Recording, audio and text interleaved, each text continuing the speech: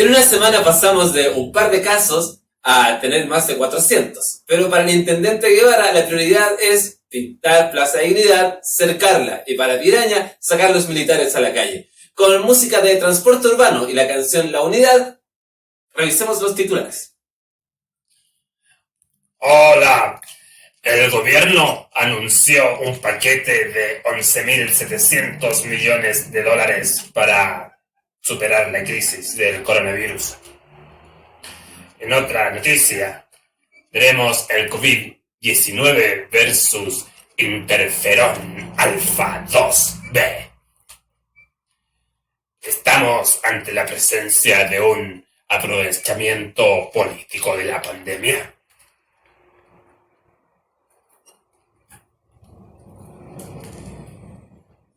Yo no entiendo en realidad qué hace un esqueleto dando los titulares, pero bueno, supongo que lo iremos a saber más adelante. Para afrontar la pandemia del coronavirus, el gobierno ha inyectado una serie de recursos al Ministerio de Salud.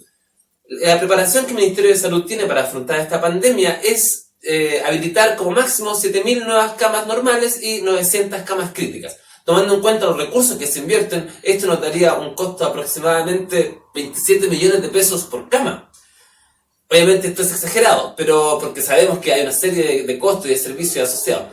Pero no sabemos en qué se gastará el dinero, no sabemos cuánto irá a hoteles, a clínicas privadas y por supuesto cuánto costará el arriendo del espacio riesgo. Siguiendo con el plan de contingencia del gobierno, en el área social se destinó un bono equivalente al subsidio único familiar, que son alrededor de 13.000 pesos por carga que tuviera algún beneficiario. Esto es que si tú tienes 4 hijos vas a recibir un bono de 50.000 pesos. Se otorgará a cada municipio un monto cercano a los 250 millones de pesos para paliar los problemas que puedan derivar de las bajas en la venta del microcomercio, es decir, aproximadamente 5 lucas por chileno. Como plan para apoyo a las pymes, el gobierno anunció una serie de medidas. Entre ellas, extender las obligaciones tributarias que tienen las pymes. De esta forma, según el gobierno, las empresas tendrán más dinero, puesto que no tendrán que gastar dinero en pagar sus contribuciones y sus obligaciones tributarias. Yo me pregunto, ¿de dónde saldrá ese dinero si las empresas no venden nada en este periodo? Bueno, por otra parte, el gobierno también dispuso de $1.000 millones para pagarle a las pequeñas y medianas empresas en efectivo todas las facturas que se les adeuden. Ahora yo me pregunto, ¿el gobierno tuvo que esperar que haya una pandemia a nivel mundial para pagarle a las pequeñas y medianas empresas?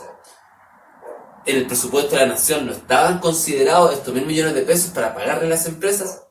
¿Que hubo que sacarlo de un fondo de emergencia nacional? No sé. Por otro lado, se le inyectan a Banco Estado $500 millones para que éste, a través de créditos, pueda ayudar a las pequeñas y medianas empresas. En circunstancias ideales, las micropymes que hay en el país son alrededor de 600.000 y recibirían, si se les otorgara un crédito a cada una de ellas, alrededor de 750.000 pesos.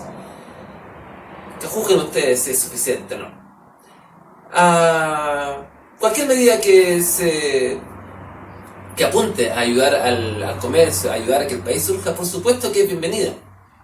Pero siempre falta más, porque al final la pregunta es, ¿y esto cuánto le cuesta a los empresarios, a las grandes fortunas del país? Y todos sabemos la respuesta. Nada. Y por supuesto, ni hablar de que el gobierno obligue a los bancos a congelar los créditos hipotecarios, los créditos de consumo, o a las empresas que proveen servicios básicos como agua, luz, dejar un cesamiento de pagos por un par de meses.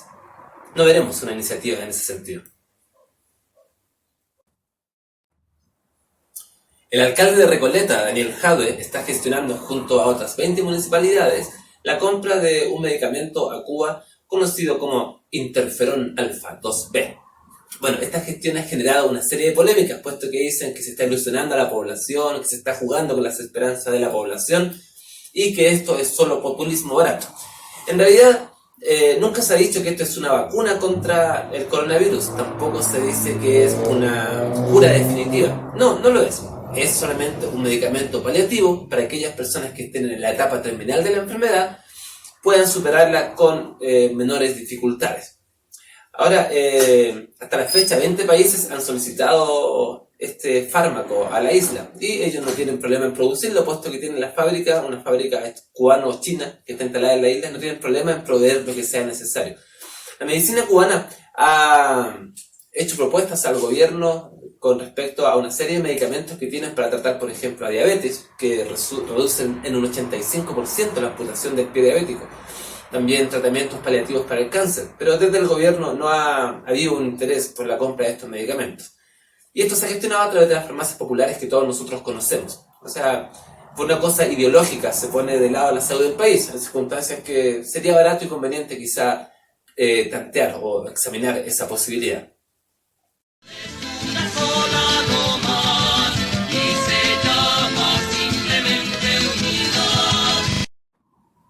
Hagamos un resumen de lo que han sido las medidas que ha adoptado el gobierno para enfrentar la pandemia de coronavirus y veamos qué tan efectivas son.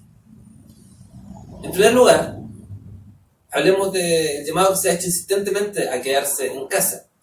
¿Es factible que se haga esto sin que haya una cuarentena? O sea, ¿de qué sirve que los niños estén en su casa, que los jóvenes estén en su casa, si los padres tienen que salir a trabajar y correr riesgos de contagio? La cuarentena es por lejos la mejor forma para detener la curva de infección, pero esto ya sería meterse en el bolsillo de los empresarios. Ante la propuesta de algunos alcaldes, como por ejemplo el de la Florida de cerrar el mall, o el de Las Condes también de cerrar el Costanera Center, primó la voz de la Cámara de Comercio, diciendo, o casi llamando a pánico, diciendo que el mercado negro se dispararía y cosas por el estilo, que el país iba a acabar de cerrar el comercio. En la región del Maule pasó lo mismo, con el militar a cargo, decidió cerrar la zona, cerrar el comercio, y al par de horas esta medida fue revocada. Finalmente, después de manifestaciones que realizaron los propios trabajadores en los malls, se accedió a cerrar los malls. También los restaurantes, bares, discotecas deberían estar cerrados porque son lugares de contagio, pero el intendente Guevara dijo que no, que lo único que se cerraría serían las discos. Al otro día aparece diciendo que sí, se van a cerrar los bares, se van a cerrar los cines. Medidas erráticas todos. Claramente el gobierno de los empresarios no hará nada en favor de los trabajadores, a no ser que éste exija sus derechos.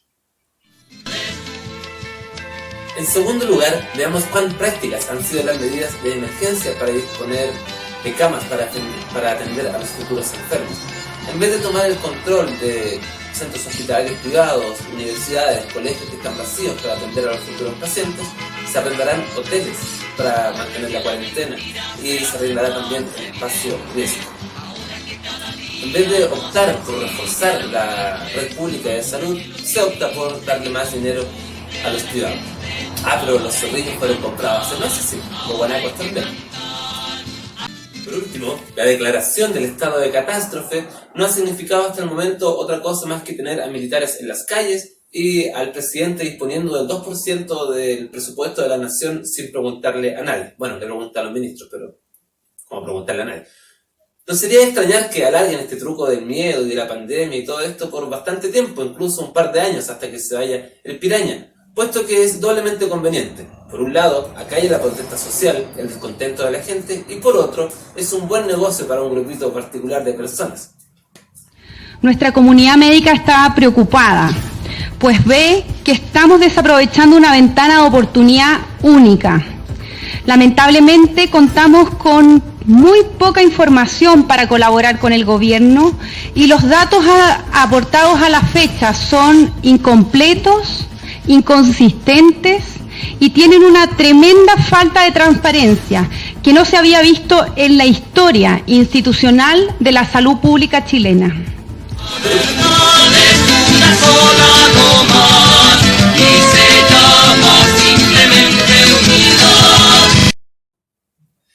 Ok, y así estamos terminando la segunda edición de Lo que Faltaba. Por favor, déjenme sus comentarios para que podamos compartir ideas. Pero sobre todo, compartan, por favor. Suscríbanse para saber cuándo va a haber un nuevo video. Nos vemos la próxima semana, ojalá que con mejores noticias. Bye.